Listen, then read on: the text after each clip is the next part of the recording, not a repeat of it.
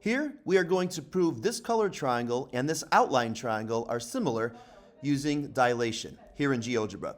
So to dilate in GeoGebra, select the Dilate from Point tool right there. Select the object you want to dilate, here the colored triangle, and then select the center dilation. We're going to dilate about point O. And we're going to choose K as our scale factor because notice here we have a slider named K that we could adjust. So let's hit OK. There we go. So now this is the image of the original triangle dilated about 0.0 with a scale factor of 1/2. If we make the scale factor 0, the image vanishes to the center of dilation. And if we make the scale factor 1, the image and the pre-image are now in a 1-to-1 ratio. Those similar figures are now congruent. So can we actually get the size of that image to be the same as the size of the outline triangle?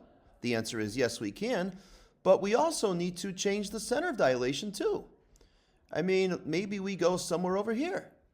Oh, I think we got it. Look at that. So now we have dilated this triangle about 0.0 with a scale factor of 1.4. Every single side of this triangle of the image is 1.4 times as long as the image of the original triangle right there.